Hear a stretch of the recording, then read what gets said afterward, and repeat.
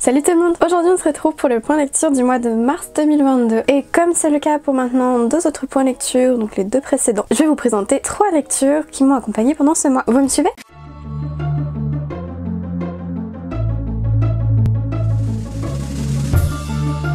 Et tout d'abord, je vais vous parler de ce livre-ci, donc La Vengeance des Étoiles de Tarasim, c'est le premier tome. Il est sorti en mars, il me semble. Et donc dans ce tome-là, on va suivre le personnage de Anguille, comme elle est surnommée, ou Amaya, de son vrai prénom, qui est une jeune femme qui pendant 7 ans s'est retrouvée sur un bateau où elle a plus ou moins fait toutes les tâches un peu ménagères, où voilà, elle était traitée comme une esclave, pour éponger les dettes de ses parents, comme d'autres enfants qui sont présents sur le navire où elle se trouvait, qui s'appelle le Saumâtre. Et au bout de 7 ans, elle parvient enfin à quitter ce navire au bout de plusieurs péripéties quand même. Parmi ces péripéties, il y a également la rencontre d'un homme qui va bouleverser son destin et avec qui elle va se décider à tout faire pour se venger des personnes qui seraient à l'origine de ce trafic donc d'êtres humains, de cette notion un peu de jeu d'argent, de trafic même, qui est en lien avec la capitale qui s'appelle Morée, dont la jeune fille est originaire et elle va tout simplement intégrer cette société petit à petit, d'une certaine façon que je ne dirais pas, mais voilà, c'est ni plus ni moins que la quête de vengeance d'une jeune fille qui pendant plusieurs années a passé sa vie en tant qu'esclave sur un navire de trafic d'êtres humains. Et ben même si le sujet est pas très réjouissant, bah j'ai passé un très bon moment. Il y a vraiment une qualité de la plume, il y a une capacité à te présenter des personnages très différents et en même temps qui visent pas forcément dans le cliché, avec plein de petits clins d'œil, de petits éléments qui font plaisir à voir dans les littératures jeunesse. Je le dirai pas parce que je vous gâcherai pas la surprise, mais vraiment ça a été une superbe lecture. Amaya, ou Anguille, est un personnage qui est plaisant à voir évoluer, notamment au niveau de ses pensées, de la façon qu'elle a de voir son futur,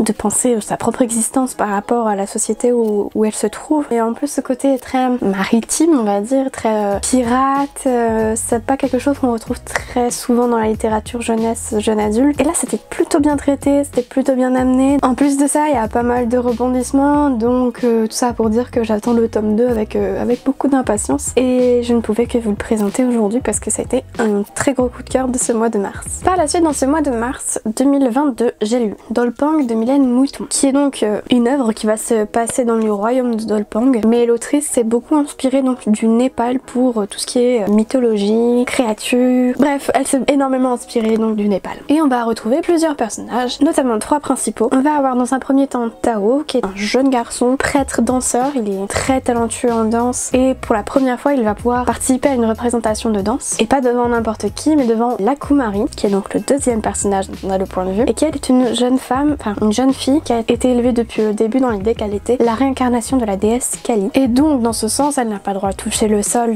avec ses pieds nus parce que sinon elle est considérée comme impure, et de la même façon, à partir du moment où elle a ses premières règles, elle n'est plus la réincarnation de la déesse Kali, qui partirait, selon les croyances, vers une autre enveloppe charnelle, plus jeune et plus pure. Et à côté de ça, parce que nous sommes dans un royaume où ça aurait été trop facile si tout était aussi clean, on va avoir des créatures qui s'apparentent plutôt, d'après leur description, à des yétis, qui s'appellent les Migoy, qui ont leur propre organisation, qui sont craintes des humains, mais les deux camps vivent plutôt séparément, ils se mêlent pas forcément les uns aux autres. Et parmi ces Migoy, on va retrouver le point de vue de Shana, qui est donc une jeune femelle de ce groupe, qui vient de perdre son enfant à la suite de circonstances plutôt tragiques, et par conséquent, elle quitte son troupeau pour regagner la civilisation humaine. Forcément, les humains ne vont pas être très contents, encore plus quand Shana va tomber sur la Kumari et va décider de l'enlever pour l'élever en tant que son enfant. J'en dirai pas plus parce que je vous invite vivement à le lire, parce que je risquerais en plus d'en dire de trop, de vous dévoiler certains retournements de situation. Mais sachez vraiment que c'est une très très belle histoire qui se lit plutôt facilement. Je la conseillerais quand même à partir de 14 ans, enfin pour un public pas trop impressionnable, parce que parfois il y a certaines scènes qui peuvent surprendre, choquer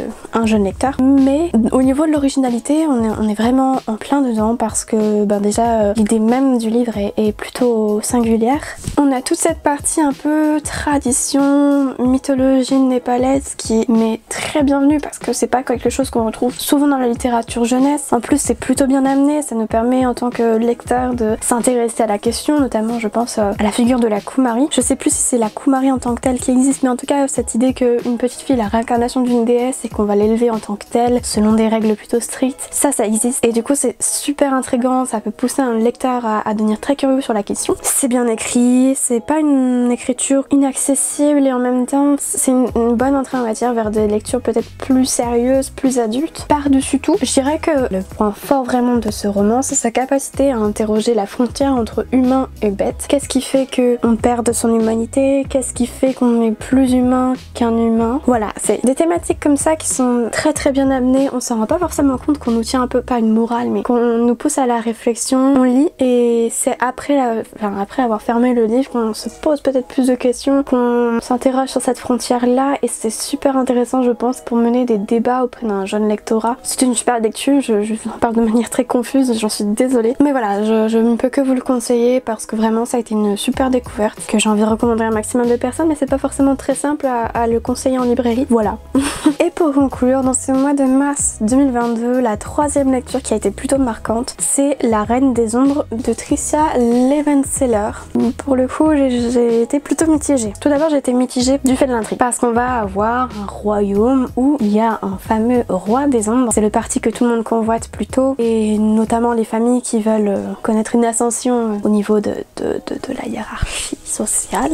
Et on va suivre principalement le personnage de Alessandra, qui est la cadette de sa famille, et donc jusque là elle a dû attendre que sa sœur aînée se marie si elle voulait pouvoir entrer dans le beau monde, en tout cas faire ses premiers pas dans la société, donc participer à des événements mondains, etc. Ça lui était pas autorisé jusque là. À partir du moment où sa sœur aînée se marie, elle a la possibilité donc de courtiser d'éminents partis, mais elle voit bien plus loin. Elle veut courtiser donc le roi des ombres. Logique. Sauf qu'elle ne va pas s'y prendre comme tout le monde et qu'elle va notamment danser au lieu de faire la queue pour se présenter auprès du roi. Ce qui va intriguer énormément monsieur le roi des ombres, qui va du coup l'inviter au sein de son palais, contrairement à toutes les autres femmes qu'il avait jusque-là renvoyées chez elle, et ainsi de suite.